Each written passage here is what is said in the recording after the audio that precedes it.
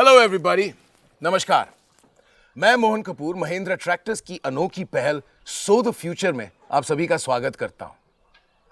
Mahindra tractors जो है हमेशा से ही किसानों की समृद्धि के लिए काम करता आ रहा है और उनके सपनों को हकीकत में बदल रहा है, यानी कि सही मायनों में टेक्नोलॉजी से तरक्की। अब सो द फ्यूचर के माध्यम से हम खेती की दुनिया में हो रहे सभी बेस्ट प्रैक्टिसेस को आपके सामने पेश करेंगे और यही नहीं, किसानों को भी इससे बहुत फायदा होगा। तो अब इसी के तहत आज सो द फ्यूचर के पहले एपिसोड में हम आपकी मुलाकात कराने जा रहे हैं मिस्टर सुनीत साल्वी जी से, जो ऑर्गेनिक फार्मिंग की दुनिया में बहुत बेहतरीन काम कर रहे हैं। लेकिन यही नहीं, उन्होंने कई लोगों के जीवन को बदलने में एक बहुत महत्वपूर्ण भूमिका निभाई है। आइए उनसे मिलते हैं और सुनते हैं उनकी कहानी उन्हीं की जुबानी। Good morning Mohan ji. Good morning mister Sunit Salvi ji. आइए आइए, thank you so much for this, thank you so much. So mister Salvi, शहर की चकाचौंध रोशनी को छोड़ कॉर्पोरेट इंडस्ट्री में बिजनेसमैन उसको भी छोड़ यहां ऑर्गेनिक फार्मिंग कैसे, कब, क्यों? जिंदगी में एक मोड़ आता ही है सबके, जहां आप अपने ज़िंदगी का मकसद ढूंढने लगते हो। मेरे 50 साल हुए तो मैं भी वो मकसद ढूंढने लगा। खेती में इंटरेस्ट था ही, तो सोचा ये सब छोड़ के अपना सपना पूरा करे। वाह, नहीं सीरियसली ये काबिले तारीफ है आपका ये जुनून, क्योंकि इसी जुनून ने आपके इस सपने को साकार किया। लेकिन इस सपने को साकार होने से पहले वो ऐसी कौन कौन सी चुनौतियां थी जिसका सामना आपको करना पड़ा? पहली चुनौती तो हमेशा अपने परिवार की होती है, उनसे परमिशन मिलना, उनसे इजाज़त मिलना, वो था। आसानी से मिली? हाँ, काफ़ी आसानी से मिली। तो यानी उनका सपोर्ट काफ़ी था। वाह। फिर नए गांव में आते हैं तो उनके वो लोगों का जो अपने को विश्वास मिलाना पड़ता है, वो विश्वास जीतने का बात आई। और फिर हम लोग सामुदायिक खेती करने की कोशिश कर रहे थे, तो उसके लिए जो आदिवासी लोगों के पास से हमको ज़मीन चाहिए थी करने के लिए, वो मिल नहीं रही थी। तो आपने इन सिचुएशंस, इन प्रॉब्लम्स को ओवरकम कैसे किया? हम लोग ने पहले जो था, मैं आया, मेरा नसीब अच्छा था कि मैं जो घर में आया हूँ, ये धानमेर फैमिली जो है वो ये गांव की काफ़ी रिस्पेक्टेड और लव फैमिली है। तो उनके थ्रू जो मेरे को रिस्पेक्ट मिला और जो विश्वास जीतने की बात हुई, वो काफ़ी सिंपल हो गई मेरे लिए। फिर ज़मीन की बात हुई तो हाँ नहीं करते इवेंचुअली एक बंजर ज़मीन हमको किसी ने दे दी, जिसके लिए हम लोग भाड़ा भर के उसके ऊपर हम लोग खेती चालू करने का सोच लिया। बट उसी के कारण अभी ये लोगों में भी विश्वास हो रहा है कि अगर उसमें हो सकता है तो किसी में भी हम लोग खेती कर सकते हैं। इंटरेस्टिंग। आपकी ये बात सुनकर मुझे एक सवाल और आ रहा है। अगर किसी को ये कन्वेंशनल फार्मिंग छोड़ ऑर्गेनिक और नेचुरल फार्मिंग को शिफ्ट करना हो, तो वो ऐसी कौन कौन सी महत्वपूर्ण बातें हैं जिन्हें उसे ध्यान में रखना होगा? सबसे इम्पोर्टेंट चीज़ आपको ध्यान में रखना है कि कोई भी कन्वेंशनल फार्मिंग से ऑर्गेनिक को शिफ्ट कर रहा होगा तो उसके लिए 3 साल लगते हैं। उसके बाद में वो फार्म ऑर्गेनिक सर्टिफाइड हो सकता है। उसके लिए सबसे इम्पोर्टेंट चीज़ जो होती है वो देसी गाय होती है। देसी गाय? हाँ, उसके गोबर और गोमूत्र में लक्ष्मी है, ऐसे जुनी कहावत है। और ख़ासतौर से ऑर्गेनिक नेचुरल फार्मिंग के लिए तो सभी के लिए वो सबसे इम्पोर्टेंट चीज़ होती है। उसके बाद में आपको हर साल फर्टिलाइज़र का यूज़ कम करना चाहिए। 3rd ईयर में 0 तक लाना चाहिए। और जो बाकी के सप्लीमेंट, जो ऑर्गेनिक सप्लीमेंट्स है, यानी जीवामृत और वो सब, वो बढ़ाते हुए वो लाना चाहिए, ताकि वो आपके ज़मीन ऑटोमेटिकली उपजाऊ होने को चालू हो जाएगी। अभी हम लोग इधर बातें करेंगे या आपको खेती भी देखनी है? Why not? टाइम तो हो गया। तो खेती आके देखते हैं। Lovely coffee, thank you for that.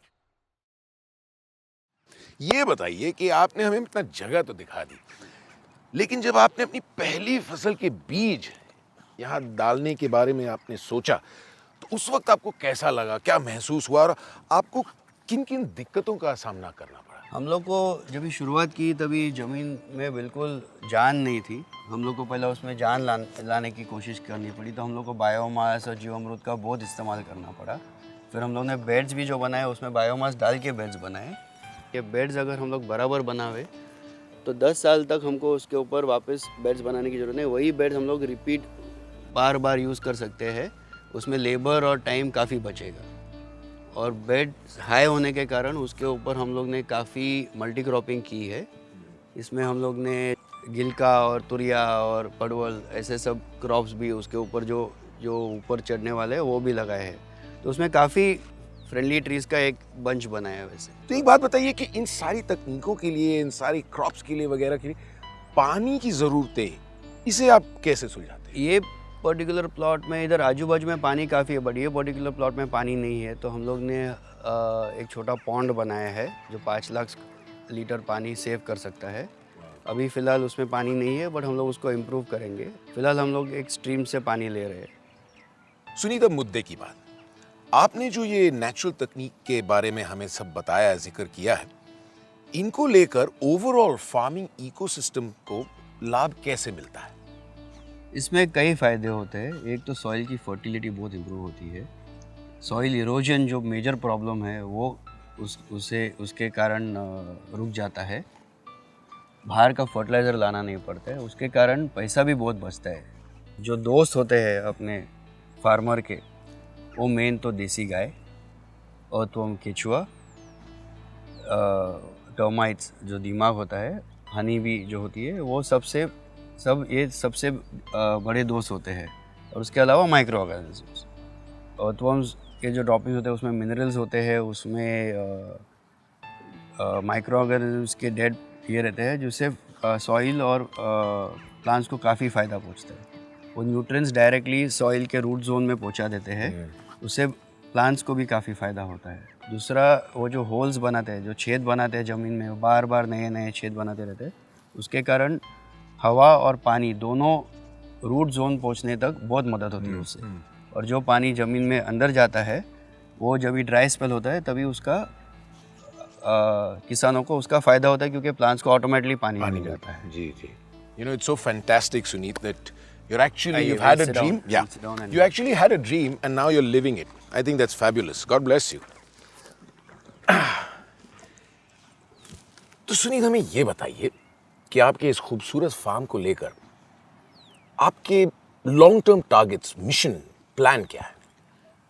खेती को लेके इसको उसका सॉइल बायोडाइवर्सिटी, उसका soil micro organism, micro climate इधर का इम्प्रूव करते रहना वो मेन है। प्लस ये बच्चे लोग के लिए, जो आदिवासी बच्चे हमारे साथ काम करते हैं, उनको ऐसे ट्रेन करें ताकि उनकी ज़मीन न ख़राब करते हुए they can do this farming on their this thing.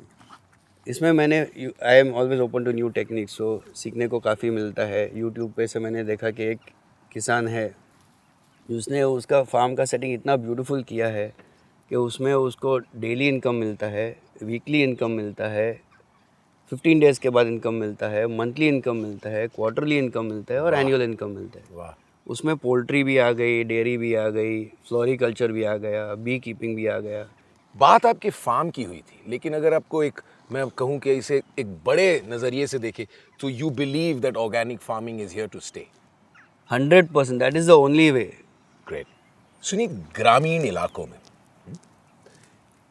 क्या ऑर्गेनिक फार्मिंग की जो तकनीक है, क्या उन्हें अब और अपनाया जा रहा है? Is the acceptance on the rise?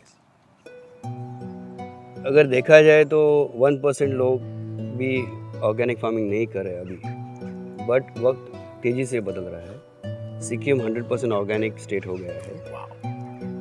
Andhra और तेलंगाना भी फॉलो कर रहे हैं। State government is encouraging them to do organic farming. Goa government has just announced कि वो लोग भी ऑर्गेनिक और नैसर्गिक फार्मिंग को बढ़ावा देने वाले हैं। ओके, ये बताइए कि आप रुके, मेरे ख्याल से अभी धूप काफ़ी निकल आई है और आप भी शायद कंपोस्ट बन जाओगे और मेरे को खेत में इस्तेमाल करने के लायक हो जाओगे। हम लोग छाव में चले जाते हैं। Perfect idea. चलिए। Much better. वाओ। एक बात मेरे ख्याल में आ रहा है जो मैं आपसे पूछना चाहता हूं आपकी राय में क्या हमारी सरकार और हमारे राष्ट्र की सरकार क्या वो ऑर्गेनिक फार्मिंग और ऑर्गेनिक फार्मिंग करने वाले हमारे किसान भाइयों को सही मार्गदर्शन दे रहे हैं? अभी क्या हो रहा है, सरकार ने अभी अभी उसके बारे में एडवर्टाइजिंग करना चालू किया कि ऑर्गेनिक फार्मिंग करो, ऑर्गेनिक फार्मिंग करो। पर फिर भी जो भी है, इंसेंटिव्स बोलो, सब्सिडीज बोलो, they are far tilted towards conventional farming. Oh really? तो सरकार को काफ़ी कुछ करना पड़ेगा, बट बदल आ रहा है। आज आप लोकल एग्रीकल्चर डिपार्टमेंट में जाओ और अगर 50 फार्मर्स का ग्रुप एक विलेज में फॉर्म हो जाए तो दे can do organic farming and they can self certify them. एक बात बताइए, हमारे जो अर्बन मार्केट्स हैं क्या वो organic farming, organic farm products को लेकर जानकार हैं?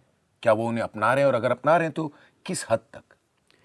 एक्चुअली क्या होता है कि लोगों को जो मालूम होने को लगा है कि जो हम लोग पेस्टिसाइड्स और फर्टिलाइजर्स के कारण जो उनके हेल्थ को प्रॉब्लम्स हो रहे हैं वो सब लोगों को मालूम हो रहा है, इसलिए इसके अवेयरनेस जो है फार्मिंग में वो काफ़ी हद तक इम्प्रूव हो रही है। और मेरा स्टार्टिंग से यही कॉन्सेप्ट है कि अगर आपके पास फैमिली डॉक्टर है, फैमिली लॉयर है, तो why not a family farmer. Fantastic. Suneet, अंत में आज हमने आपसे जो कुछ भी जाना है, सीखा है, समझा है, हम अपने लिए, अपने दर्शकों के लिए उसका पूरा सार आपके साथ एक रैपिड फायर राउंड खेलकर हम सबको बताना। Rapid fire? जी, हम यहां पर भी रैपिड फायर ठीक है, ट्राई करते हैं। Alright. चलिए। ओके। फार्म पर आपके लिए सबसे नाउम्मीद दिन कौन सा था? जब हम लोग ने बोरवेल मारने की कोशिश की और पानी नहीं लगा। क्वेश्चन 2, आपके जहन में वो एक कौन सा जज्बात आता है जब हम आपको कहते हैं ऑर्गेनिक फार्मिंग? प्योर फूड, सात्विक फूड। और आपको? सात्विक फूड। ठीक है। तीसरा प्रश्न, आपके सबसे पसंदीदा crop? Cash crop. Cash crop. हर किसान के लिए कैश क्रॉप, व्हाई नॉट? चौथा क्वेश्चन, फार्म पर आपका सबसे पसंदीदा वक्त, दिन का सबसे पसंदीदा वक्त? दिन की मेहनत करके सूर्यास्त देखने को मिलता है, सबसे अच्छा टाइम लगता है। वाह, that's a blessing, I would call that a blessing. चलिए अगला सवाल, एक ही लफ्ज में आप हमें बताएं अपने लिए वाई ऑर्गेनिक, ऑर्गेनिक क्यों? Pure food for me and my family. अगला प्रश्न, खुदा ना खास्ता लेकिन अगर आपको कभी एक बार फिर कॉर्पोरेट जिंदगी में जाना पड़े तो आप कौन सा व्यवसाय चुनेंगे? एक बार आप खेती में आओ तो आप वापस नहीं जाना चाहोगे। वाह, ये कही ना आपने मेरे दिल की बात। Very nice mister Salvi. अब ये सवाल का जवाब दीजिए मिस्टर साल्वी, बिजनेसमैन या फार्मर? दोनों की जरूरत होती है और फार्मर ज्यादा। फार्म पर आपका सबसे अजीज दोस्त? मेरे कुछ ज़्यादा ही दोस्त है। देसी गाय, केचुआ, मधुमक्खी, दीमक और माइक्रो ऑर्गेनिजम्स, ये सब मेरे दोस्त हैं। फैंटास्टिक। और आपकी दोस्ती बरकरार रहे, यही हमारी दुआ है। आखिरी सवाल, बोलिए। आपके ओपिनियन में ऑर्गेनिक फार्मिंग के लिए मदद कहां से आएगी? कॉर्पोरेट सेक्टर से या सरकारी से? मेरे ओपिनियन में दोनों को उतना ही योगदान देना चाहिए ताकि फार्मर्स को इसमें शिफ्ट होने में आसानी हो जाए। Absolutely. That was fantastic, Mr. Salvi. Thank That you. was very Thank you. good. Thank You're you. not out of touch with all these games, I see.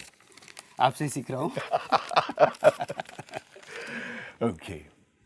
सुनिए, जाते जाते आपकी तरफ से हम सब के लिए कोई एक संदेशा जरूर दीजिए।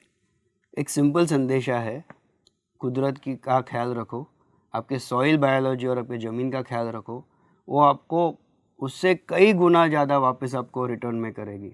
देसी गाय को पालो, उससे आपके खेती को बहुत बढ़ावा मिलेगा। Thank you once again Suneet. हमारी दिली ख्वाहिश है कि आपका ये सपना ऑर्गेनिक फार्मिंग का, ये जो विजन रहा है, ये मुझ जैसे लोगों तक पहुंचे और आपके किसान भाइयों तक पहुंचे और आपका ये विजन हम सबका विजन और हम सबका ये सपना साकार हो। We wish you all the very best. Thank you very much. मैं भी आपका शुक्रगुजार हूँ कि ये मैसेज ज़्यादा से ज़्यादा किसानों के पास ये कॉरपोरेट थ्रू पहुँच जाएगा, उसे काफ़ी फ़ायदा हो जाएगा किसानों को, और जितने लोग इसको इस्तेमाल करेंगे ये टाइप ऑफ फार्मिंग को, उसे लोगों को काफ़ी फ़ायदा होगा। Thank you so much for doing this and sending this message to people. It's been our pleasure Sudeep, thank Thank you you so so much. much. So the future के इस episode के लिए बस सिर्फ इतना। हमारे और आपके फ्यूचर के लिए देखते रहिए सो द फ्यूचर।